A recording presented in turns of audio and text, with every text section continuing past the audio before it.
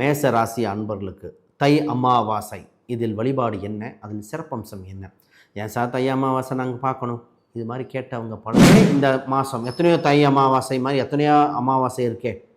இது காலபுருஷனுக்கு 10ஆம் ராசிக்கு 10ஆம் இடத்தில் சூரியன், செவ்வாய், சந்திரன் கூட சுக்கிரன், புதன் இத்தனை கிரகம் ஒன்று சேருதுங்க.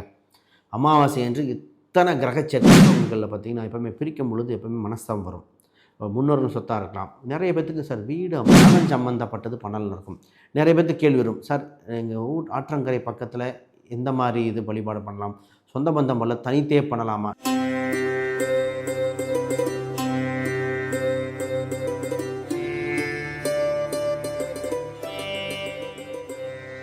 ஜோதிடம் நேர்களுக்கு அனைவருக்கும் வணக்கம். நான் உங்கள் ஸ்ரீஷ்பம் விஜயகுமார்.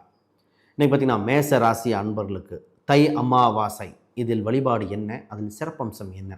ஏன் சார் தை அமாவாசை நாங்கள் பார்க்கணும்? இது மாதிரி கேட்டவங்க பல பேர் பிரச்சனையிலிருந்து மீண்டு வர இது ஒரு விஷயமாக இருக்கும். அதுதான் முக்கியம். உங்களுக்கு தொழில், வேலை, திருமணம் சம்மந்தப்பட்டதை ஜெயிக்கணுமா? ஒரு சிலர்லாம் சொல்லுவாங்க, சார் எல்லா கோயிலுக்கும் போகிறோம், ஏன் நடக்கலை? அப்போ ஏதோ ஒரு தடங்கள் இருக்குது. டாக்டர்லாம் செக் பண்ணிவிட்டு எந்த வியாதியும் இல்லைங்க, ஆனால் எங்களுக்கு மட்டும் உடலில் ஏதோ தொந்தரவு இருக்கிற மாதிரியே ஃபீல் ஆகுது, மனசு ஒரு மாதிரி இருக்குது. இது மாதிரி பல கேட்டுப்போம். அதற்கு முடிவு முன்னோர்கள் தாங்க. மாதா பிதா குரு தெய்வம்பாங்க. மாதா பிதாவுக்கு முன்னாடி நம்ம முன்னோர்கள் தான் இங்கே இருக்காங்க. முன்னோர்கள் வழிபாடு தான் குலதெய்வமாகவும் வந்தது. இந்த விஷயத்தை பார்ப்போமே. ரைட், முதல்ல புதுசாக பார்க்குறவங்க சப்ஸ்கிரைப் பண்ணிக்கோங்க. கேள்விகள், சந்தேகம்னா பார்த்துட்டு கமெண்ட் பண்ணுங்கள். முதல்ல இந்த தை அமாவாசை சிறப்பு அம்சம்னா இந்த வருஷம் ஞாயிற்றுக்கிழமை வருது, 18ஆம் தேதி வரும். இதில் நமக்கு வழிபட வேண்டிய இது சூரியனும் சந்திரனும் ஒன்றா இருக்கிறனால இந்த வழிபட வேண்டிய முன்னோர்களுக்கு சிறப்பான இருக்கும். ஏன் இந்த மாதம் எத்தனையோ தை அமாவாசை மாதிரி எத்தனையோ அமாவாசை இருக்கே. இது காலபுருஷனுக்கு 10ஆம் வீடுங்க. இந்த இடம் காலபுருஷனுக்கு 10ஆம் இடத்தில் வருகின்ற காலகட்டங்கள் வளர்ச்சி மிக்கது. ஏன்னா இயற்கையாகவே கர்மஸ்தானம் இல்லையா. இந்த மேச ராசி ஃபஸ்ட்டு தைரியம் உண்டு, வளர்ச்சி உண்டு. இந்த ராசிக்கு முன்னாடி நின்று செயல்படக்கூடியது சொந்த பந்தங்கள், இரத்த சம்பந்த பந்தங்கள் முக்கியத்துவம் கொடுக்குற ராசி. அதாவது எந்த ஒரு போட்டியிலும் துணிந்து செயல்படக்கூடிய ராசியாக இருக்கும். இந்த ராசிக்கு பேச்சு திறமையும் உண்டு. அந்த மாதிரி வளர்ச்சியான ராசியில் இந்த ராசி. இப்போ முதல்ல உங்கள் ராசிக்கு 10ஆம் இடத்தில் சூரியன், செவ்வாய், சந்திரன் கூட சுக்கிரன், புதன் இத்தனை கிரகம் ஒன்று சேருதுங்க. அமாவாசை என்று இத்தனை கிரக சேர்க்கைகள். 10ஆம் இடம் விழுத்தால் வாழ்வில் அனைத்தும் சக்ஸஸ் ஆகும். இந்த நேரத்தில் ஏன் முன்னோர்கள் திதி அப்படின்னு சொல்கிறோம்னா, முதல்ல உங்களுக்கு சார் திருமணம் சம்மந்தப்பட்ட தடையா, இதற்கு பரிகாரமாக உண்டு. வேலையில் வளர்ச்சி அடையணுமா, இது பரிகாரமாக உண்டு. உடல் பிணி, உணல் சம்மந்தப்பட்டது மாற்றத்துக்கு இதாக இருக்குது. பூர்வீக சொத்துக்கு இதாக இருக்குது. அப்போ இது ஒவ்வொரு விஷயமா இருக்குது. இப்போ எப்படி இது எங்கே கும்பிடணும், அது ஒரு வகை இருக்கு இல்லையா. பொதுவாக உங்கள் நீர்நிலை உள்ள இடத்தில் வைத்து வழிபாடு செய்தால் சிறப்பு. ஒரு சிலர் காசி போவாங்க, ராமேஸ்வரம் போவாங்க, இருக்கட்டும். ஆனால் ஆற்றங்கரை அருகில் இல்லை கடற்கரை அருகில் உங்கள் ஊர் எங்கே இருக்கோ அது பக்கத்தில் இருந்து முதல்ல நீங்கள் பண்ண வேண்டிய முக்கியமான விஷயம் என்ன தெரியுங்களா? முதல்ல காலையில் விரதம் இருந்து, இல்லை அந்த இடத்துக்கு சென்று திதி கொடுத்து விடலாம். விரதம் இருந்து அந்த முன்னோர்களுக்கு வீட்டுக்கு வந்து உணவு படைத்து அவர் பயன்படுத்திய பொருட்கள்லாம் வச்சு உணவு படைத்து காகம் உணவு எடுத்த பின் தான் நீங்கள் சாப்பிடணும்.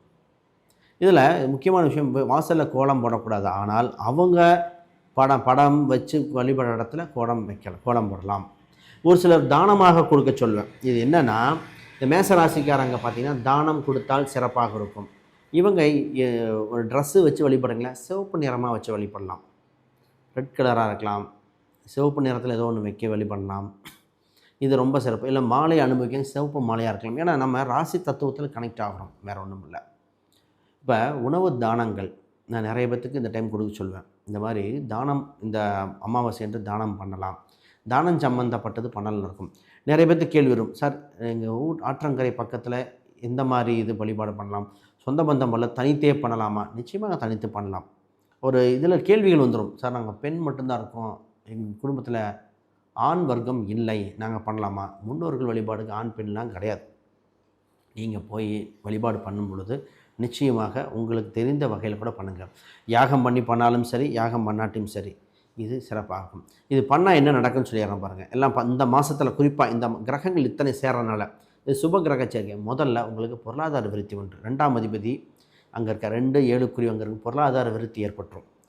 திருமணமே ரொம்ப நாளாக இல்லாதவங்களுக்கு திருமணம் நடக்கும். திருமண தடை விலகும்.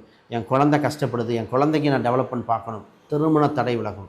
10ஆம் அதிபதி திதி கொடுக்குற இடத்துல வருது. 10ஆம் அதிபதி அது மட்டும் தான் 6ஆம் அதிபதி வருது. சார் வேலையில் ஒரு பிரச்சனையாகவே இருக்குது, வேலை சம்மந்தப்பட்ட தொந்தரவு, வேலை இல்லை, வெளிநாட்டு இல்லை, இந்த மாதிரி பல தடைகள் இருக்கும் இல்லையா? ஒவ்வொன்றும் பிரித்து பேசுவோம். அப்போ உங்களுக்கு இன்னும் தெளிவாக இருக்கும். அதற்கு முன்னாடி யாருக்கா ஜாதகம், பிரசன்னம், வாஸ்து, நியூமராலஜி பார்க்கணுன்னா ஸ்க்ரீன் தெரியல எண்களுக்கு தொடர்பு கொள்ளுங்கள்.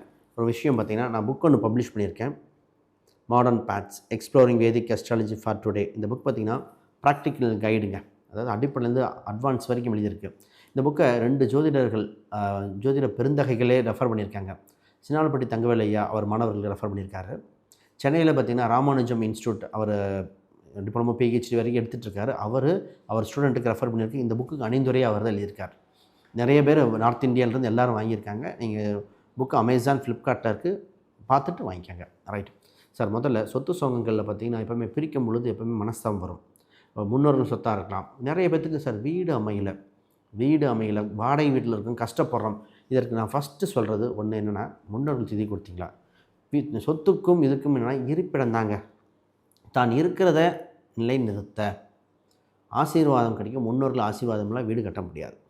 அதான் பூமி பூஜை, வாஸ்து பூஜைலாம் பண்ணுறோம். அப்பையும் இறைவன் வழிபாடு பண்ணால் கூட முன்னோர்கள் ஆசீர்வாதம் தேவை. பூர்வீக சொத்தில் தங்கணுமா? முன்னோர்கள் ஆசீர்வாதம் தேவை. நிறைய பேர் பார்த்திங்கன்னா அந்த காரு இதெல்லாம் மெயின்டைன் பண்ணிட்டு தலைமுறையாக மெயின்டைன் பண்ணுவாங்க. ஒரு சிலர்லாம் 3ஆவது தலைமுறையில் பிரச்சனை வரும். ஏன் பிரச்சனை வருதுன்னு பார்த்திங்கன்னா, முன்னோர்கள் வழிபாடு ஏதோ ஒன்று மிஸ்டேக் இருக்கும். அப்போ இந்த திதி கொடுக்கறது உங்களுக்கு சொத்து சுகங்கள் சேர்க்கறதுக்கு உண்டானதாக இருக்கும். முதல்ல குழந்தைகள் சம்மந்தப்பட்ட குழந்தை இல்லாதவர்களுக்கு முதல் செய்ய வேண்டிய பரிகாரமே திதி கொடுத்தல் தான். ஏன்னா 5ஆம் இடம் தான் முன்னோர்களையும் குறிக்கும், குழந்தையும் குறிக்கும், குலதெய்வத்தையும் குறிக்கும். நிறைய பேர் பார்த்திங்கன்னா ஒரே மாதிரி பேட்டர்ன் இருக்கும். ஒரு சிலர் கல்யாணமே ஆகலை எங்கள் குடும்பத்துக்கு. எங்கள் இதில் பார்த்திங்கன்னா பெண்கள்லாம் ரொம்ப கஷ்டப்படுறாங்க. வந்த ஆண்கள் இதாக இருக்காங்க, இல்லை வந்த பெண்களும் கஷ்டப்படுறாங்க. எல்லா ஆண்களுக்கும் சம்பளம், வருமானமே கம்மியாக இருக்குங்க. ஏதோ ஒரு குறை இருந்துகிட்டே இருக்குது. ஒரு சிலர் ஆணாகவே வந்துடும், பெண்ணாகவே வந்துடும். பொதுவாக கலந்து பிறக்கணும் விதி. இன்றைக்கி எல்லோரும் ஒரு குழந்தைக்கு போயிட்டீங்க. பட் பொதுவாகவே 2 குழந்தை இறந்தால் சிறப்பும்பாங்க. அதாவது வாளை கூட தன் கன்றை ஈருமம்மா, ஒன்றுக்கு மேற்பட்டது வரணும் விதி. அது இன்னொரு நாள் பேசுவோம். அப்போ குழந்தை இல்லாதவங்களுக்கு இது ட்ரை பண்ணும்போது நல்லாயிருக்கும். நிறைய பேர் பார்த்திங்கன்னா மருத்துவ செலவில் டவுட் இருக்கும். சார் என்னமோ உடம்பு ஒரு மாதிரி இருக்குது, மைண்டு ஒரு மாதிரி இருக்குது, நெகட்டிவ் இருக்குது, திஷ்டியாக இருக்குமோ, தோஷமாக இருக்குமோ, செய்வனியாக இருக்குமோ, குலதெய்வம் அனுகிரகமும் முன்னோர்கள் ஆசீர்வாதம் இல்லாதவங்களுக்கு தான் செய்வனை வேலை செய்யும். திஷ்டி தோஷங்களை காக்க ஒரு கேடயமாக பயன்படுவது முன்னோர்கள் ஆசீர்வாதம். அப்போ இதை விட்டுட்டு நம்ம வேறு பக்கம் அணைஞ்சிடக்கூடாது. 9ஆம் அதிபதி உங்களுக்கு பொதுவாகவே 9ஆம் அதிபதி 9ஆம் வீட்டை பார்த்து கொண்டிருக்கிறார்.